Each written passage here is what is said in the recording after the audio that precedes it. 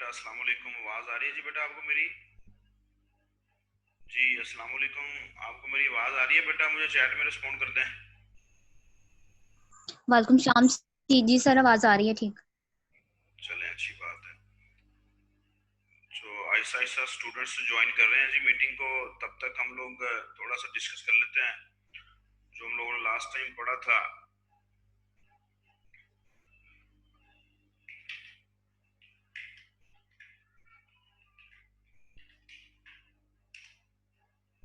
बेटा last time हमने practically MS word के बारे में पढ़ा था, लेकिन अभी हम लोग यहाँ पर जो डिस्कस करेंगे, जो थ्योरेटिकली हमने लास्ट टाइम पढ़ा था, जिसमें हम लोगों ने रोम और रोम की डिफरेंट टाइप्स पढ़ी थी। बेसिकली हमारा जो टॉपिक है जिनको हम लोग पढ़ रहे हैं वो है मेमोरी डिवाइसेस, या मेमोरी जो हमारे पास हमारे सिस्टम के अंदर यूज होती है वो कौन कौन सी है। उनमें से हम लोगों ने एक मेमोरी पढ़ी थी रैम, जिसके बारे में हमने कहा था जी RAM is a read write memory. RAM को रैंडम एक्सेस मेमोरी बोलते हैं। रैम के अंदर डाटा राइट भी किया जा सकता है, रैम में से डाटा रीड भी किया जा सकता है। और ये मेन मेमोरी है रैम जो है। कोई भी चीज रैम में लोड हुए बगैर एग्जीक्यूट नहीं होती। कोई भी एग्जीक्यूशन अगर आपके सिस्टम में हो रही है तो इट मींस कि आपका उस वो डाटा जिसके बारे में आपका प्रोसेसर एग्जीक्यूशन कर रहा है, जिसके लिए आपका प्रोसेसर एग्जीक्यूशन कर रहा है, तो उसका जो डाटा है, उसकी जो इंस्ट्रक्शंस हैं, जो कुछ भी है जो रिक्वायर्ड है फॉर एग्जीक्यूशन, वो मेमोरी में लोडेड है, तो ही प्रोसेसर उसके अगेंस्ट एग्जीक्यूशन कर रहा है। तो हमारे पास बेटा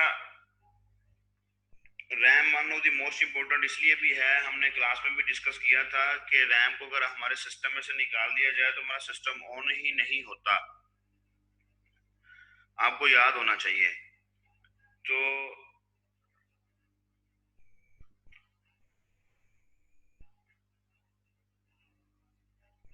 वेटिंग में बेटा, मैंने तो वेटिंग में नहीं लगाए हुए। वेटिंग में अगर कोई है तो वो खुद ही है। मेरे पास तो वेटिंग लिस्ट तो मैंने एक्टिव ही नहीं की।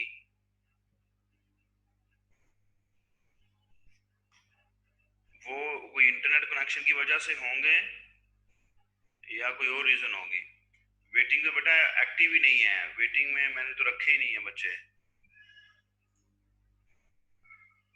वेटिंग रूम इनेबल ही नहीं है। वो खुद ही उनकी तरफ से कोई हो सकता है कनेक्शन की वजह से प्रॉब्लम हो, तो वो ज्वाइन कर लेते हैं। फिर हम लोग फिर नेक्स्ट स्टार्ट करेंगे। अभी हम लोग जो प्रीवियसली पढ़ के आए हैं उनको ही डिस्कस कर रहे हैं। तो रैम को डिस्कस करने के बाद हम लोग एक दूसरी मेमोरी की तरफ गए, जिसमें हमने देखा जी कि रोम रोम जो है वो एक दूसरी टाइप है आपकी मेमोरी की, जिसके बारे में हमने कहा जी कि रीड ओनली मेमोरी होती है।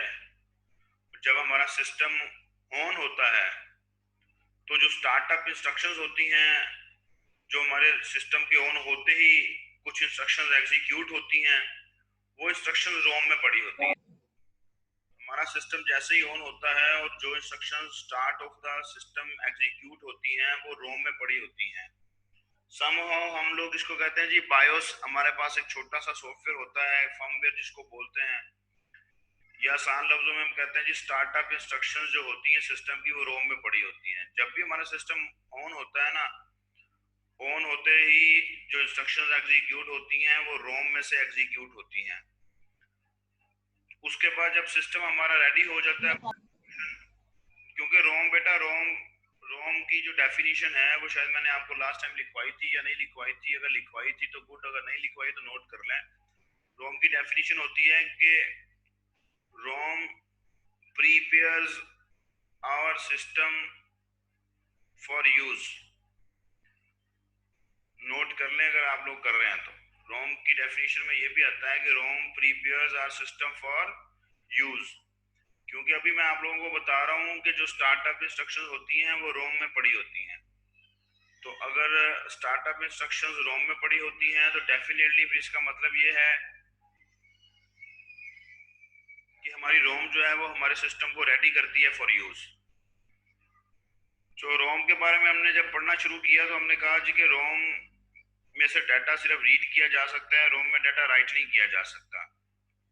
फिर हमारा प्रॉब्लम ये था कि अगर कोई हमारे सॉफ्टवेयर में या उस डाटा में जो कि रोम में पड़ा हुआ है उसमें प्रॉब्लम आ जाती है तो फिर क्या करेंगे। तो उस प्रॉब्लम का सोल्यूशन ये था कि नई रोम हमें लगानी पड़ेगी।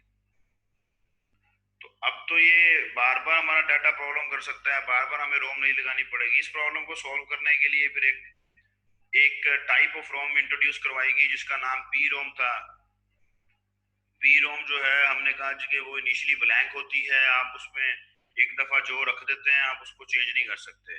दैट मीन्स के प्रॉब्लम तो फिर वही का वही है कि हम चेंजेस नहीं कर सकते। फिर एक और टाइप रोम की इंट्रोड्यूस हुई जिसका नाम ईपी रोम था, अरेजेबल प्रोग्रामेबल रीड ओनली मेमोरी। तो जब अरेजेबल प्रोग्रामेबल रीड ओनली मेमोरी को इंट्रोड्यूस करवाया तो कहा गया जी आप एक दफा इसमें लिख के तो अरेज भी कर सकते हैं। लेकिन प्रॉब्लम ये था कि उसमें से डाटा को अरेज करने के लिए या अपनी इंस्ट्रक्शंस को अरेज करने के लिए, अपने प्रोग्राम को अरेज करने के लिए आपको कोई ऐसी डिवाइस चाहिए जो कि अल्ट्रा वायलेट रेज जनरेट करती हो। अब इसका मतलब है कि हम लोग ईपी रोम मार्केट से परचेज करें और उसके साथ एक ऐसी डिवाइस भी परचेज करें जो कि अल्ट्रा वायलेट रेज जनरेट करे। ये भी हमारे पास एक हेक्टिक सा काम लगता है हमें। इस प्रॉब्लम को सॉल्व किया गया। फिर हमारे पास double E P ROM introduce करवाई गई, electrically erasable programmable read only memory.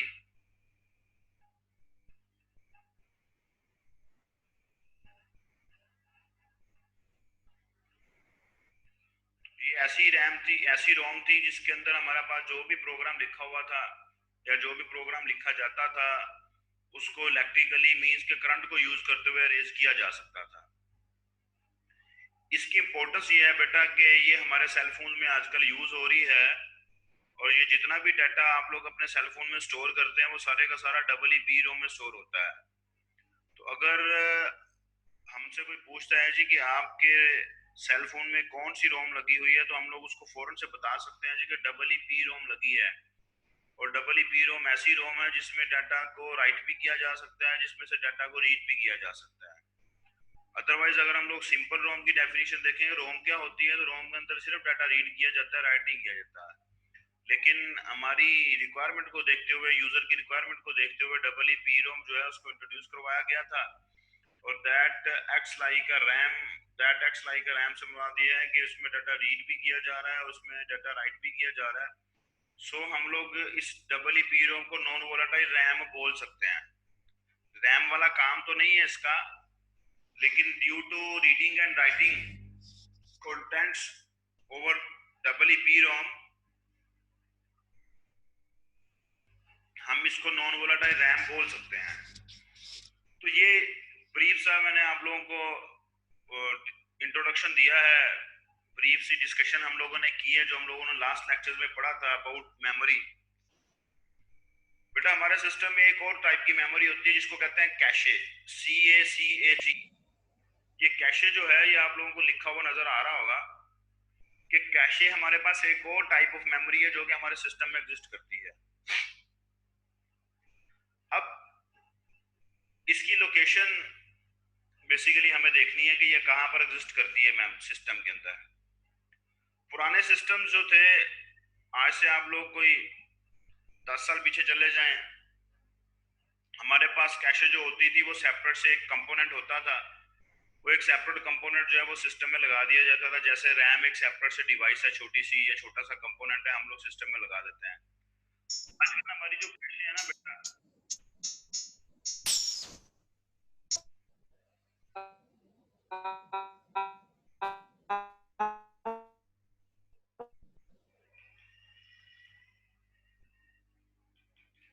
चले बंद हो गई है जी।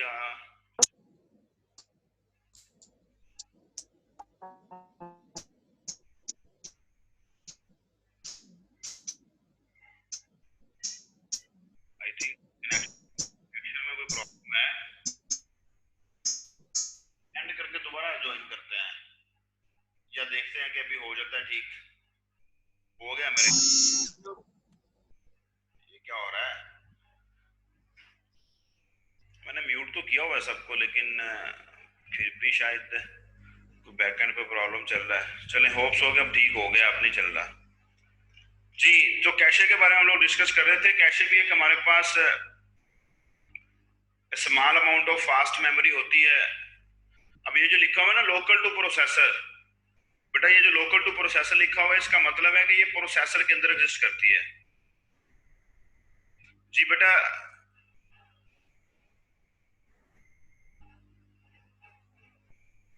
हाँ जी अरकम, आप सही कह रहे हैं, आप सही कह रहे हैं। अब जरा मुझे जरा बच्चों को बताने दें। आप भी ठीक, आपने ठीक लिखा है।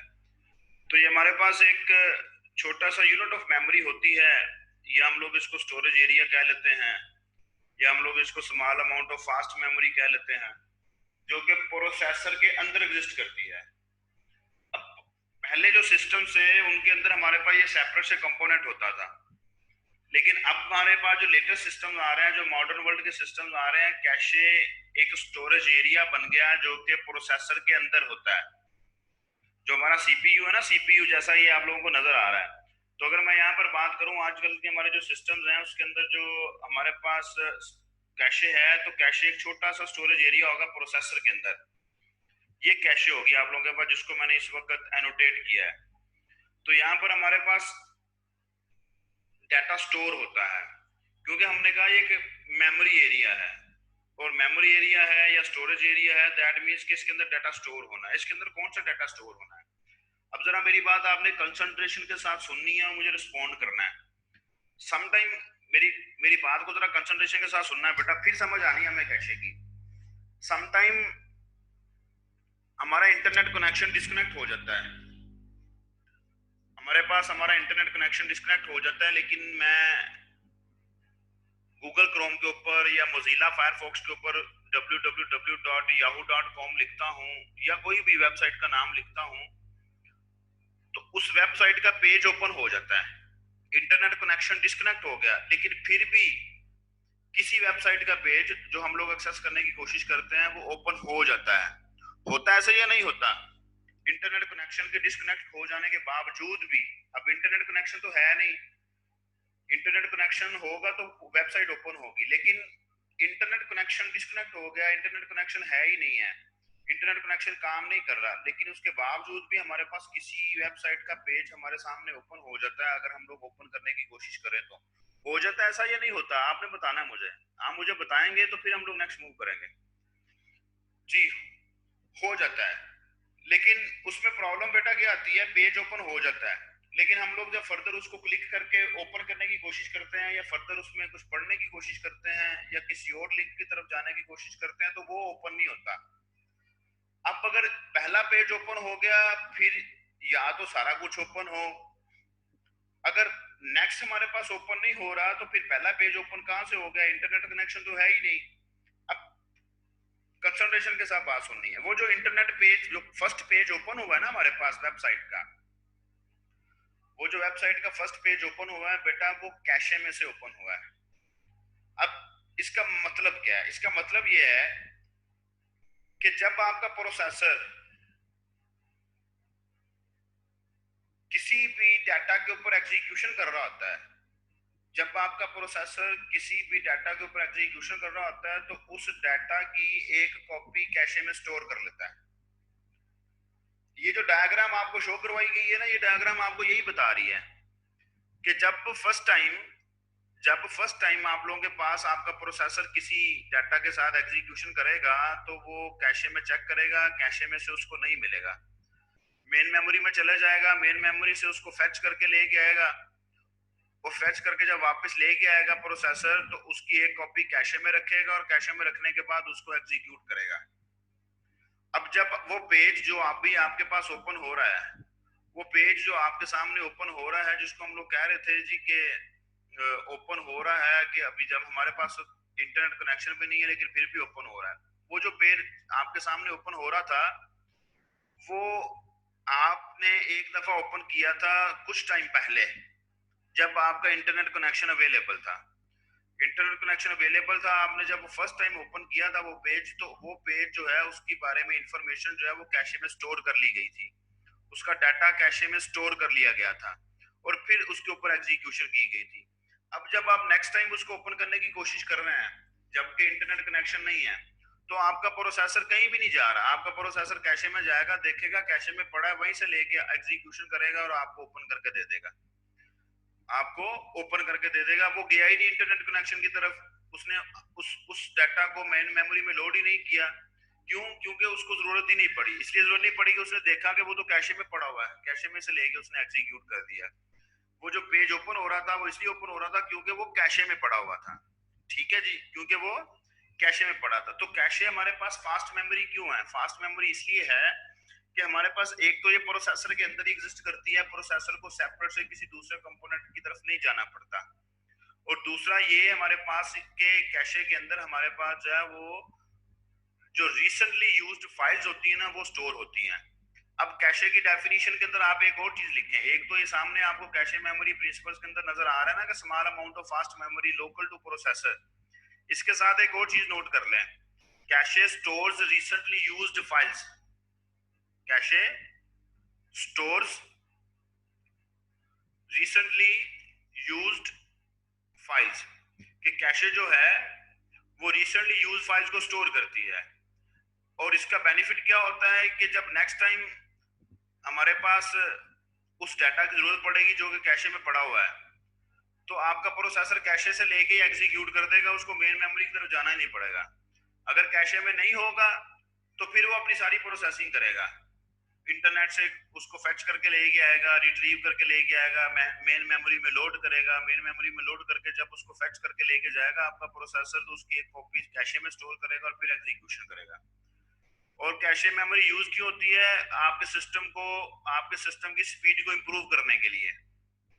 देखिए वो जो टाइम है कि सेंट्रल प्रोसेसिंग यूनिट जो है वो पहले मेन मेमोरी में जाए, फिर मेन मेमोरी से फेच करके लेके आए और एग्जीक्यूट करे, वो टाइम हमारा बच जाता है। क्यों बच जाता है? क्योंकि डाटा कैशे में पड़ा होता है और कैशे जो है वो हमारे पास एक फास्टेस्ट मेमोरी है, फास्टेस्ट स्टोरेज एरिया है इनटू द प्रोसेसर। तो आजकल हमारे पास ये जो प्रोसेसर के अंदर ये एरिया एग्जिस्ट करता है रिलेटेड टू कैशे,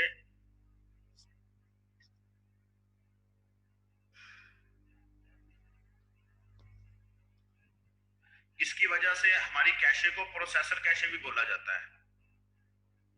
ये जो कैशे सेंट्रल प्रोसेसिंग यूनिट के अंदर एग्जिस्ट करती है, इसकी वजह से बेटा हमारी कैशे को प्रोसेसर कैशे भी बोला जाता है।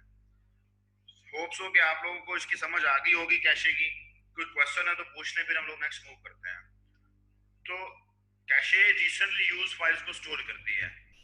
हमारे पास नया डाटा कैशे में आता जाएगा क्योंकि कैशे का एक साइज है। मैं आपको ना मेमोरी की हायरार्की दिखाता हूँ कि मेमोरी की हायरार्की क्या है, काम करने की हायरार्की क्या है, आपको और समझ आ जाएगी। मैं भी आपको वो दिखाने की कोशिश करता हूँ।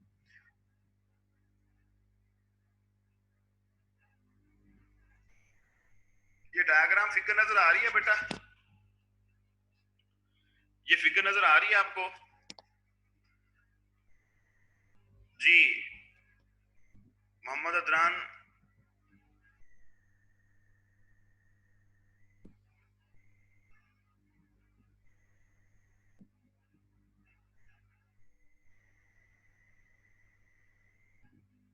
जी मोहम्मद अदनान, ऐसे ही है बेटा कि आप दोबारा से उसको ओपन करने की कोशिश करते हैं तो वो जल्दी ओपन हो जाता है क्योंकि वो कैशे में पड़ा होता है। लेकिन जब आप सिस्टम बंद कर देते हैं ना, सिस्टम बंद कर देते हैं, तो कैशे जो है वो हमारे पास वो क्लियर हो जाती है क्योंकि ये टेम्परेरी स्टोरेज एरिया होता है। सिस्टम ओपन है, सिस्टम ऑन है, फिर आप लोग किसी ना किसी चीज को यूज कर रहे हैं, तो आप लोगों के पास फिर क्या होता है, फिर आप लोग एक एक दफा आपने एक फाइल को ओपन किया, जब सेकंड टाइम आप उसको ओपन करने की कोशिश करेंगे तो वो स्पीड के साथ ओपन हो जाएगी।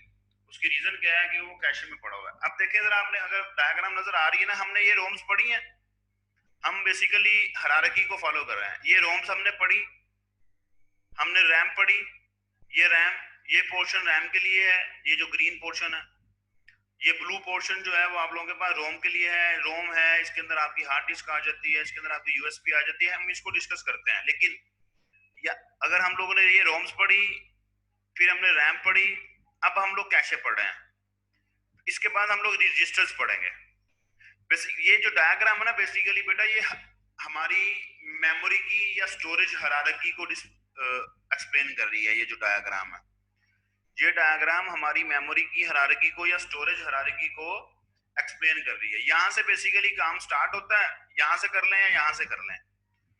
सीपीयू अपना काम करता है, डाटा रजिस्टर कैशे से उठा लेता है, अगर कैशे से मिल जाता है तो उसको लेके एग्जीक्यूट कर देता है, अगर नहीं मिलता तो मेन मेमोरी में चला जाता है, मेन मेमोरी में से डाटा ले लेता है। लेकिन मेन मेमोरी में डाटा कहाँ से आता है? हमारी हार्ड डिस्क में से आएगा, क्योंकि हार्ड डिस्क में से आप जो फाइल ओपन करने जा रहे हैं उसका डाटा हार्ड डिस्क में से मेन मेमोरी में लोड होगा, मेन मेमोरी में से कैशे में जाएगा, एक कॉपी कैशे में जाएगी, फिर प्रोसेसर ले जाएगा और एग्जीक्यूशन करेगा।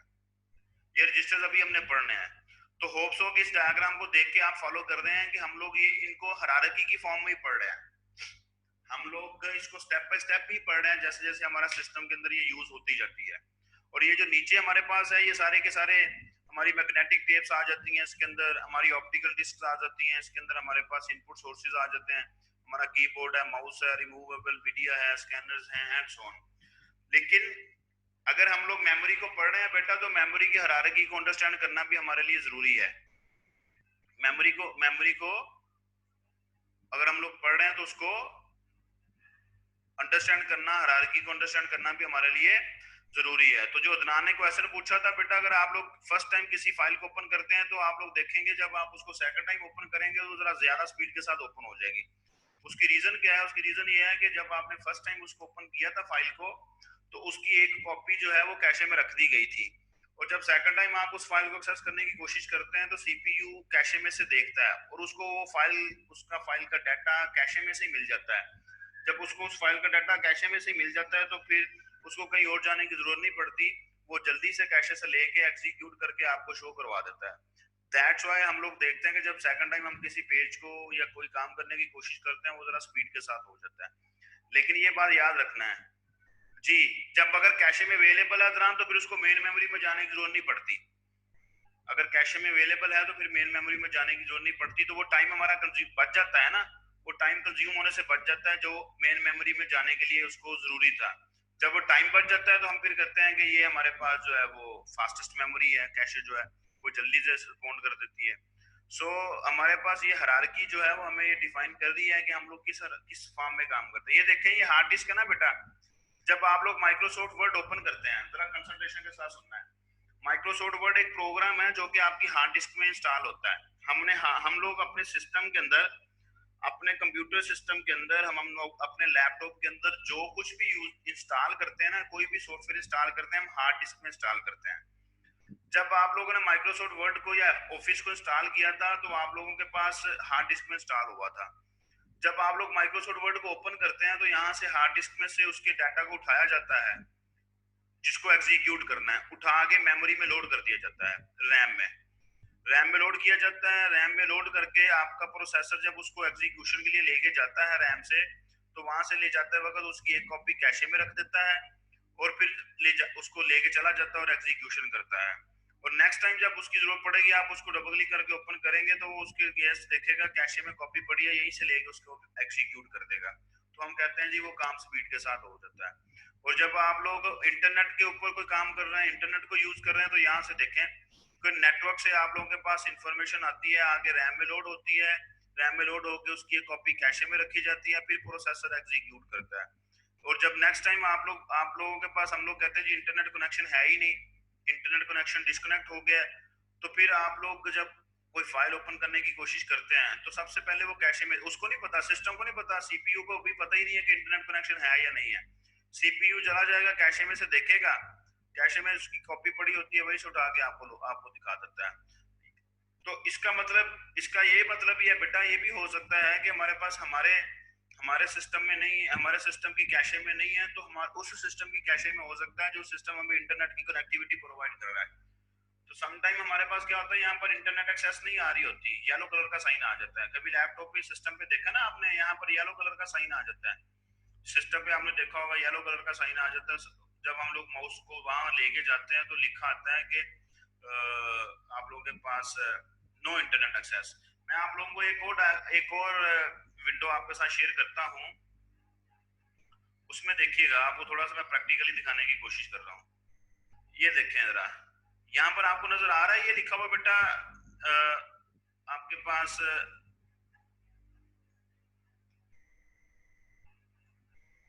ये देखें, लेवल L1 कैश है, L2 कैश है, L3 कैश है। जी नजर आ रहा है बेटा कि नहीं आ रहा? ये जो आपको ये जो विंडो मैंने अभी टास्क मैनेजर आपके सामने ओपन किया हुआ है ना, ये यहाँ पर हमारे सीपीयू की यूटिलाइजेशन हमें बता रहा है, हमारे सीपीयू की यूटिलाइजेशन बता रहा है। और ये देखें मेरी ये वाईफाई जो है, वाईफाई मेरा इस वक्त यूज हो रहा है, मैं अपने वाईफाई को यूज कर रहा हूँ क्योंकि मैं इंटरनेट यूज करते हुए जूम के थ्रू आपके साथ कनेक्टेड हूँ। तो यहाँ पर मेरे पास वाईफाई यूज हो रहा है और मेरे वाईफाई की परफॉर्मेंस आ रही है, ये मेरी डिस्क यूज हो रही है वो बहुत कम यूज हो रही है। मेरी मेमोरी देखें, मेरी 8 GB की मेमोरी है मेरे लैपटॉप के अंदर, 3.2 इस वक्त यूज में है। मैं कोई और फाइल ओपन कर लूंगा तो वो मेरी मेमोरी और ज्यादा यूज में आ जाएगी। जिस लाइक यहाँ से चेक कर लेते हैं, ये देखें मैंने माइक्रोसॉफ्ट वर्ड यूज ओपन किया, मैंने अभी अपने सिस्टम पे माइक्रोसॉफ्ट वर्ड ओपन किया, ये मेमोरी इंक्रीज होगी कि नहीं हो गई? ये मेरी मेमोरी जो है वो यूज में जो थी वो उसका उसका यूज बढ़ गया। फिर मैं यहाँ पर से एक और एक्सेल ओपन कर लेता हूँ, तो एक्सेल ओपन करूंगा तो जी जी सादुल्ला, ये हमारे पास जो लेवल्स होते हैं, ये लेवल्स डिफाइन किए जाते हैं इसके साइज के ऊपर। लेवल जो हैं लेवल साइज के ऊपर डिसाइड किए जाते हैं। लेवल 1 की कैश है 128 KB की, लेवल 2 की कैश है 512 KB की, और लेवल 3 की कैश है MPs की, 3 MB की। ठीक है बेटा, और ये देखें ये कैशेस हमारे सिस्टम में एग्जिस्ट करती हैं। ये जो विंडो आप लोगों के सामने ओपन है ना, ये मैंने परफॉर्मेंस के टैब पर क्लिक किया हुआ है। आप लोग नंबर ऑफ प्रोसेसेस देखना चाहते हैं, ये सारे प्रोसेसेस इस वक्त मेरे सिस्टम में एग्जिस्ट कर रहे हैं, ये सारे प्रोसेसेस हमारे सिस्टम में चल रहे हैं, आप लोग अपने सिस्टम में भी चेक कर सकते हैं। ये परफॉर्मेंस है आपके सिस्टम की, हमारे डिफरेंट कंपोनेंट्स के बारे में हमें दिखा रहा है। तो सोन इन शॉर्ट ये दीज आर दी कैशेस जो यूज की जा रही है। अब हरारकी को हम लोगों ने जो समझना है, मैं दोबारा से वो डायग्राम आपके साथ शेयर करता हूं जो हम लोग पढ़ रहे थे। बेटा ये देखें आपके पीसी पे बेटा एमपी इसलिए आ रही है, आपके पीसी के अंदर स्पेसिफिकेशन है ना, ये जरूरी नहीं होता कि हर पीसी के अंदर 3 MB होनी है। हमारे पास ये 12 MB तक बेटा जाती है, 12 MB से 16 MB तक जाती है एक पर्सनल कंप्यूटर्स के अंदर। ये स्पेसिफिक बेटा यही तो होता है कि मैंने कौन सा सिस्टम लेना है। हम लोग बात करते हैं ना कि जब सादुल्ला हम लोग बात करते हैं कि मैंने फलाना सिस्टम लेना है जी, उसके अंदर इतना प्रोसेसर हो, इतनी रैम हो, इतनी रोम हो, तो ये स्पेसिफिकेशन जो सिस्टम्स की होती हैं उस पर डिपेंड करती है। ये हमारे पास कहते हैं जी एक नॉर्मल सिस्टम के अंदर 12 MB से लेके 16 MB तक जाती है आपकी लेवल 3 कैशे जो है। क्लियर हो गया बात के नहीं? क्वेश्चन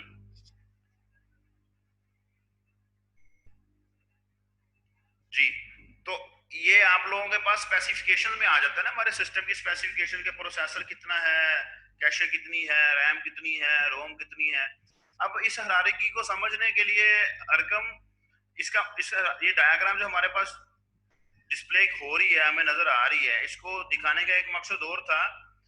ये जो सीपीयू, ये जो रजिस्टर लिखे हुए हैं ना, जिनके बारे में अभी हमने डिस्कस करना है, जिनके बारे में अभी हमने पढ़ना है, इनका जो साइज होता है ना बेटा, ये केबीज में होता है, बिट्स में होता है, या तो बिट्स में होगा, बाइट्स में होगा, या मैक्सिमम किलोबाइट्स में होगा। वही ना सारी चीजें स्पेसिफिकेशन। अदनान, मोहम्मद अदनान, ये जो स्पेसिफिकेशन होती है ना बेटा, ये जनरेशन के हिसाब से होती हैं। ठीक है, मेरे पास कोर i5 सिस्टम है, मेरा 4th जनरेशन सिस्टम है, और मेरे 4th जनरेशन सिस्टम के अंदर 4 कोर्स हैं, 2 मेरे पास लॉजिकल प्रोसेसर्स हैं। अगर आप लोग जाके टास्क मैनेजर में देखेंगे, आपकी जनरेशन जो है कोर i7 अगर आपका सिस्टम है, जनरेशन 5 है, तो ये सारी चीजें डिपेंड करती हैं। आप सही कह रहे हैं। तो मीन्स के हम लोग सिंपल बात करें ना, स्पेसिफिकेशन सिस्टम की डिफरेंट होती है, हम लोग कैसा सिस्टम लेके आते हैं। सो ये बात यहाँ देखें, ये जो सीपीयू रजिस्टर्स हैं, रजिस्टर्स के बारे में अभी हमने बेटा पढ़ना है। तो रजिस्टर्स का जो साइज होता है ना, या तो बिट्स में होगा, बाइट्स में होगा, या मैक्सिमम किलोबाइट्स में होगा। रजिस्टर का साइज मैक्सिमम किलोबाइट्स में होगा, किलोबाइट से ज्यादा नहीं हो सकता। लेकिन नॉर्मली हमारे पास जो है ये बिट्स और बाइट्स की फॉर्म में ही होते हैं, बिट्स की फॉर्म में या बाइट्स की फॉर्म में। और ये जो हमारी कैशे हमारे सिस्टम की होती है, इसका साइज मैक्सिमम एमबीज में होता है जी।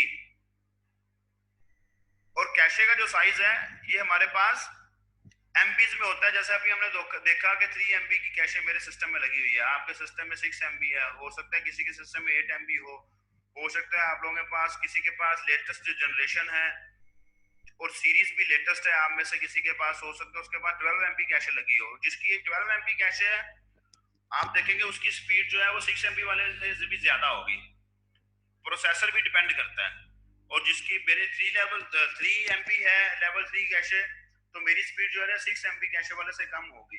ये जो 6 MB बता रहा था सादुल्ला कि मेरे पास कैशे 6 MB लगी हुई है, इसका बेटा आपका लैपटॉप, आप जरा अपने लैपटॉप के बारे में भी लिख दें, आपका लैपटॉप कौन सा जनरेशन कौन सी है। फिर ये जो कैशे है इसका साइज बेटा एमबीज में होता है, और आप लोग देखते हैं, हमें पता है कि हमारी जो रैम है इसका साइज जीबी में होता है, गीगाबाइट्स में, 1 GB 2 GB 4 GB। अब रिलेटेड टू द वर्किंग, कैसा काम है, किस तरह का काम है, इसके अकॉर्डिंगली आप लोग देखेंगे इनके साइजेस जो है वो भी डिफरेंट होते जा रहे हैं। ये जीबी में होती है, 1 GB 2 GB 4 GB 8 GB, ये एमबीज में, ये केबीज में।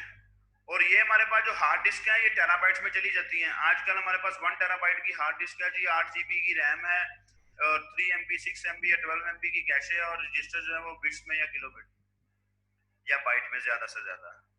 ठीक है, तो ये हायरार्की को अंडरस्टैंड करने का, ये समझने का एक मतलब और भी था कि अगर हम लोग इस हायरार्की को फॉलो करना चाहते हैं तो ये केबीज, क्योंकि सबसे शॉर्टेस्ट यूनिट बिट होता है, हम लोग ये पढ़ चुके हैं, सबसे शॉर्टेस्ट स्टोरेज यूनिट हमारे पास बिट होता है। और अगर 8 बिट्स मिल जाए तो 1 बाइट बनता है, और 1024 बाइट्स हो तो 1 किलोबाइट बनता है, 1024 किलोबाइट्स हो तो 1 MB बनता है, मेगाबाइट। जी जी ठीक है, कोई बात नहीं, अल्लाह खैर करेगा, अल्लाह आपके लिए आसानी पैदा करे। अदनान आप चले जाएं। तो जैसे जैसे हायरार्की आप लोगों को डिस्प्ले हो रही है, जैसे जैसे वर्किंग देख ले हैं या वर्किंग के बारे में हम लोग पढ़ रहे हैं, वैसे वैसे आप लोग देख रहे हैं कि साइजेस भी उसी बेस के ऊपर है। हार्ड डिस्क के ऊपर ह्यूज अमाउंट ऑफ डाटा में स्टोर होना होता है, दैट्स व्हाई हम कहते हैं जी 500 GB की हार्ड डिस्क है, 1 TB की हार्ड डिस्क है। रोम जो है आजकल हमारे लैप, हमारे सिस्टम, हमारे सेल फोन में यूज हो रही है, हमने उसके ऊपर huge amount of data store करना होता है। तो मैं मार्केट में जाता हूँ, मैं जाकर कहता हूँ जो मुझे आईफोन दे दें 128 रोम वाला, या मुझे आईफोन दे दें 64 GB रोम वाला, कहते हैं हम, या ये नहीं कहते हैं। या मैं कहता हूँ जी मेरी रोम जो है वो 64 GB होनी चाहिए। या हम लोग आजकल जो सेल फोन लेते हैं तो हमारी कोशिश होती है कि हमारे पास जो सेल फोन है उसकी मेमोरी ज्यादा हो। वो जो सेल फोन की मेमोरी है वो ये रोम है, ये रोम जो कि EEP रोम है। रोम की टाइप कौन सी है? EEP रोम। जीबी से फिर आप और छोटा चले जाते हैं, मीन 1 GB 2 GB 8 GB, क्योंकि इसके अंदर टेम्पररी डाटा स्टोर होना होता है रैम के अंदर। फिर वहां से मूव करके हम लोग कैशे में चले जाते हैं, कैशे में हमारे पास एमबीज की फॉर्म में डाटा स्टोर होता है, और मैक्सिमम जो है, और सीपीयू जो है इसके अंदर हम लोग बिट्स की या बाइट की बात कर रहे हैं, जिसके अंदर हमारे पास जो है वो मैक्सिमम डाटा किलोबाइट्स की फॉर्म में स्टोर हो सकता है। तो ये सादुल्ला देखें, इसका बेटा प्रोसेसर i7 है ना, मेरे पास i5 है, ठीक है, 2.20 इसका प्रोसेसर है। इसकी हार्ड डिस्क रैम जो है 8 GB है, रैम मेरे पास भी 8 GB है। तो ये हार्ड डिस्क इसकी टेराबाइट है, मेरी 500 GB है। तो ये डिपेंड करता है आपकी जनरेशन के साथ साथ आपकी आपकी सीरीज कौन सी है। जैसा कि हम लोगों ने कहा थी एन सीरीज के हमारे पास लैपटॉप थे, हमारे पास Core i3 था, Core i5 था, Core i7 था जी, सुपर कंप्यूटर एरकम। तो ये डिपेंड करती हैं चीजें कि आप लोगों के पास ये जो स्पेसिफिकेशन है वो किस बेस पर आप लोगों के सिस्टम में लगी हुई है। ठीक है जी, आप लोग अपने सिस्टम में 8 GB की रैम लगवा सकते हैं। आपका सिस्टम अगर 2 GB की रैम लगी हुई है तो आप उसमें 8 GB की रैम लगवा सकते हैं। इस तरह के कंपोनेंट्स चेंज किए जा सकते हैं, ये जो छोटे कंपोनेंट्स हैं ये चेंज किए जा सकते हैं, इसका कोई प्रॉब्लम नहीं है। लेकिन जो मदरबोर्ड के ऊपर प्रोसेसर वगैरह है या जनरेशन वगैरह है, इसको आप लोग चेंज नहीं कर सकते। लेकिन नॉर्मली जो आप लोग रैम जो है उसको एक्सटेंड कर सकते हैं। कोई बेटा क्वेश्चन यहाँ तक तो पूछ रहे हैं? फिर आज के लिए इतना ही काफी है। नेक्स्ट क्लास में हम लोग रजिस्टर्स के बारे में थोड़ा सा डिस्कस करके तो हम लोग जो है वो अपना प्रैक्टिकली देखेंगे। कोई क्वेश्चन है तो पूछने, शाबाश। जी सादुल्ला कोई क्वेश्चन बेटा? अरकम कोई क्वेश्चन? जी फजीला सईद बेटा कोई क्वेश्चन है तो पूछना, शाबाश। क्लियर ईयर है। तो आज हमारे पास जो है जी ये 1936 कौन है, इसका नाम नहीं लिखा होगा, इसको इसको बोले कि अपना नाम भी साथ लिखे। तो 1936 है, अली अदनान है, अरफा मुनव्वर है, अरकम, फजीला सईद, हिना आलिया, मोहम्मद उसामा, महनाज शेराजी, मोहम्मद अब्बास, नूरुल हुदा, रिमशा यूनस, सादुल हसन, सोबिया शहबाज, सुमेरा अशरफ, तलत, तारिक शहजाद, ये स्टूडेंट जो हैं जी हमारे पास अवेलेबल हैं। जो इस वक्त, और अदनान चला गया है, ठीक, अदनान जो है वो चला गया। इंशाल्लाह कल बेटा आपके साथ मुलाकात होती है, कल हम लोग माइक्रोसॉफ्ट वर्ड को फर्दर फिर आगे डिस्कस करेंगे। अपना ख्याल रखिएगा, कल तक अपने घर वालों का, अपने पेरेंट्स का स्पेशली ख्याल रखिएगा। अल्लाह हाफिज।